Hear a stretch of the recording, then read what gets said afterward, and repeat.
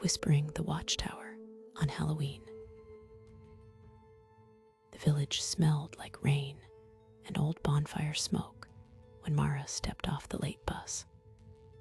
Halloween hung over the coast like a practiced costume, the carved faces, a few kids with sock puppet ghosts, the low rumble of voices near the beach. But everyone gave the old Watchtower a particular, unwilling distance. Passers-by crossed the road to avoid its shadow. Ladled laughter grew quieter when you looked at it. People said it whispered on windless nights, a rumor delivered as an embarrassed nod. Mara believed in practical things. She had come to collect a book, not a story. Her aunt's house smelled like lemon oil and dust. The logbook was heavier than she expected, leather softened by years of fingers, and its pages kept a slant of ink like a tide line. In the margin of the first entry she read, a scribble said simply, "Listen, not look, not knock, listen." The handwriting was tidy but patient, as though whoever had written it had long practiced waiting. That instruction nagged against Mara's sensible habits. She folded the page, pocketed the key she found hidden in a seam, and told herself she would be practical.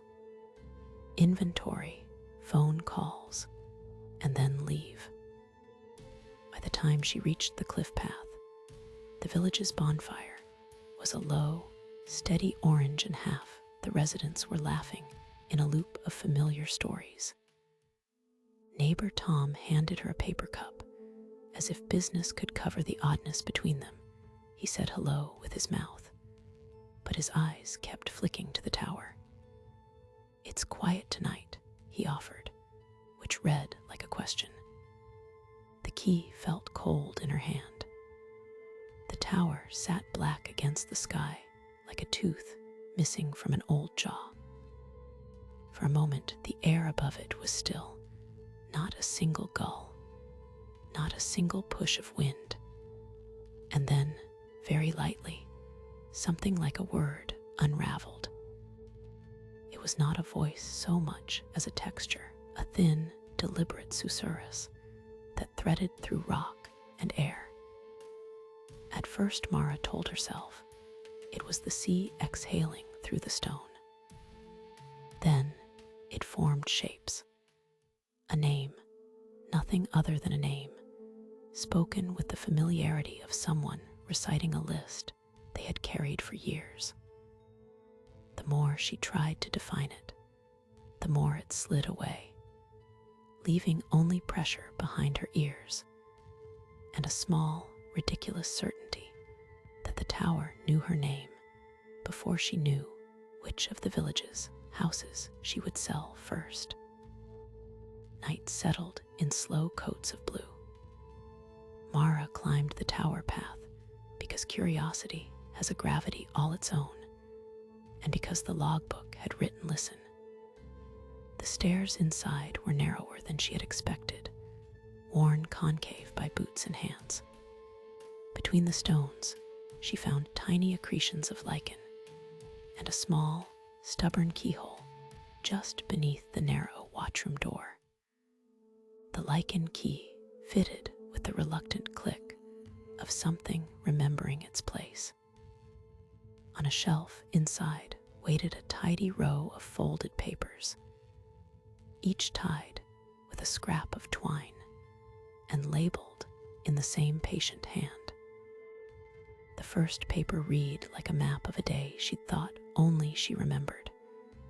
The cough of her father in a kitchen that smelled like fennel. A promise broken over a sink. The precise hour she told herself she had forgiven. Each entry didn't shout facts. It suggested them. The tower's sentences worked the way echoes do, reflected, softened, and always missing a syllable. Mara touched the papers and felt an odd intimacy, as though the tower had catalogued not crimes, but the particular edges of people's private histories, the little, awkward culpabilities they carried like pocket change. When she raised her eyes, the tower's whisper changed. It started naming not the remembered facts, but the feelings that had trailed behind them. The heat of shame, the small animal shiver of regret, the thin, urgent itch of unfinished conversations. The sound slid into her like cold water. Mara's chest compressed. It was not violent, but extremely specific, as if the tower had been listening to the way she parsed the world, and now returned a mirror, both helpful and precise. She realized, with a small, dizzying panic, that it knew about the silence she'd kept for herself. Outside, laughter from the bonfire pinned a thin brightness to the sand. Inside, the tower's reflections were more intimate than the sea had any right to be. Mara found a page that seemed to be written for no one else. A looped sentence that drew out until it mirrored the quickness of her heartbeat. It said, in careful ink, "If you listen, you will be heard." And there, in the margin, a smaller scrawl, "Or you will begin to hear yourself differently." That was the line that made her press the logbook to her ribs, as if hideable things might be kept safe in leather. At the topmost slit, the view boiled with moon and sea, and a coastline that had watched centuries of human voices pass like driftwood. The whispering gathered into cadence, and for a few terrifying heartbeats, Mara thought she heard her own name called in a voice that sounded like a question she had never been asked. She put her palm flat to the stone and felt a slow, patient hum beneath it, like the tower was tuned to the same low frequency that held tides. She began to wonder whether listening could be a kind of entering, a doorway rather than a window. When she climbed back down, the village felt unchanged and wrong. People moved in the low light, their laughter a little too tuned. Smiles held a fraction longer. Tom was there again, his hand on a lamppost, as if steadying something. He said he hadn't known the logbook contained the town's oddities. He kept a practical distance, he said, and Mara believed him enough to nod. But a child ran past with the bright grin of someone who'd been told an answer to a riddle. The grin lasted, didn't fade. Mara carried the key in her pocket, like a piece of cold truth. For 2 days, Mara cataloged the papers, matching names with people she saw in the market, the librarian, a teacher who smoked on his steps. The tower's notes were rarely accusatory. They were quieter, more like inventories of withheld things. The half-heard phrase you swallow, the letter kept in a drawer, the apology never spoken. It was not a ledger of punishment, but of attention, the way someone collects the hum of a house and keeps it safe. Sometimes she felt ridiculous, as if she were compiling gossip, but the margins kept writing themselves toward one soft insistence: tell. On the third night, the whisper edged into something like demand.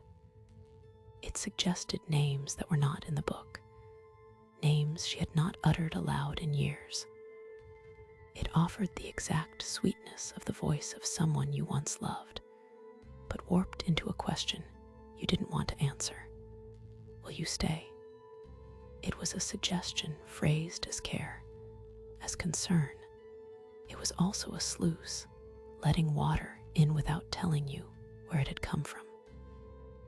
Mara walked to the cliff edge and looked at the lonely house lights, and found herself tempted to answer aloud, as though speech could change the delicate architecture of listening. She tried experiments, whispering a name back, refusing to answer, reading a page aloud, and watching the villagers' shadows quiver at the beach. Each experiment blurred cause and effect. Sometimes silence felt like safety. Sometimes silence felt like denial, an unintentional agreement with the tower's patience. In the candor of midnight, she caught herself thinking that the tower did not want to take anything from the village except the careless assumptions they held about themselves. But wanting and taking are not synonymous, and the hush that followed her thought was not a relief. On Halloween, the night drew a thin, honest line.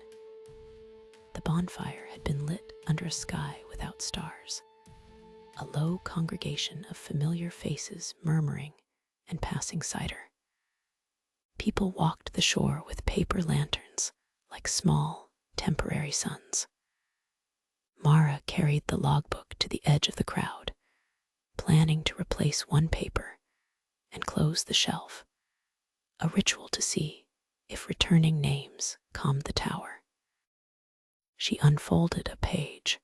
The neat handwriting looped a single sentence, and at the bottom someone had written, in a different hand, "She is still listening." Mara folded the page and walked to the tower to put it back, intending a final, clean gesture. The shelf accepted the paper as if it had been waiting.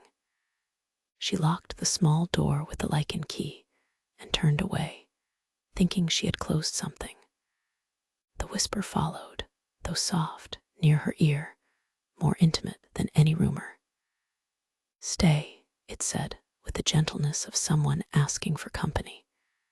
She kept walking, told herself that hearing it did not mean anything permanent. But the whisper had learned the sound of her footsteps.